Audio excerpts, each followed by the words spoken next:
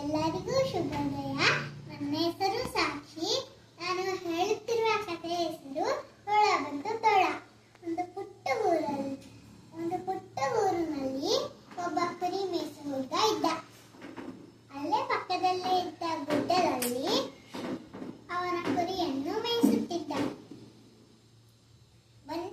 ಒಂದು ದಿನ ಅವನಿಗೆ ತುಂಬಾ ಬೇಜಾರಾಗುತ್ತಿತ್ತು. ಆವಾಗ ಅವನು ಯೋಚಿಸಿದ, ನಾನು ಯಾಕೆ ಇಲ್ಲೇ ಪಕ್ಕದಲ್ಲೇ ಇರುವ ಹಳ್ಳಿ ಜನರನ್ನ ಯಾಮಾರಿಸಿ ಬರುವುದು ಎಂದು ಅವನು ಯೋಚಿಸಿದ. ತಕ್ಷಣ ಅವನಿಗೆ ಒಂದು ಕೆಟ್ಟ ಆಲೋಚನೆ ಬಂತು. ಅವನು ಜೋರಾಗಿ ಕಿಚ್ಚಿದ, ಕಾಪಾಡಿ ಕಾಪಾಡಿ, ತೋಳ ಬಂತು ತೋಳ ಎಂದು ಅವನು ಜೋರಾಗಿ ಕಿಚ್ಚಿದ. ಅಲ್ಲೇ ಇದ್ದ ಹಳ್ಳಿ ಜನರು ಈ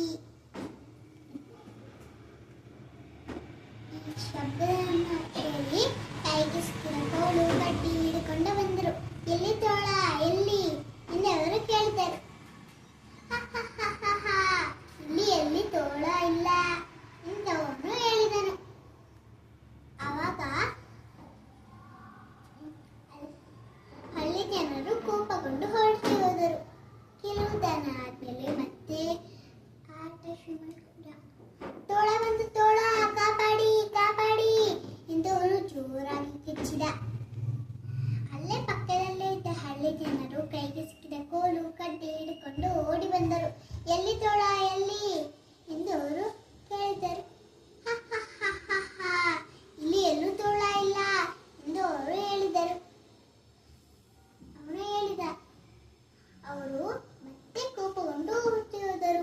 ಕೆಲವು ದಿನ ಆದ್ಮೇಲೆ ನಿಜವಾದ ತೋಳ ಬಂದೇ ಬಿಡ್ತು. ಕಾಪಾಡಿ ಕಾಪಾಡಿ, ತೋಳ ಬಂತು ತೋಳ ಎಂದು ಅವನು ಜೋರಾಗಿ ಕೂಗಿದ. ಯಾರೂ ಅವನ ಸಹಾಯಕ್ಕೆ ಬರಲಿಲ್ಲ.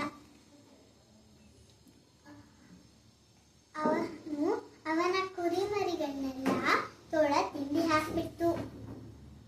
ನೀತಿ ಏನು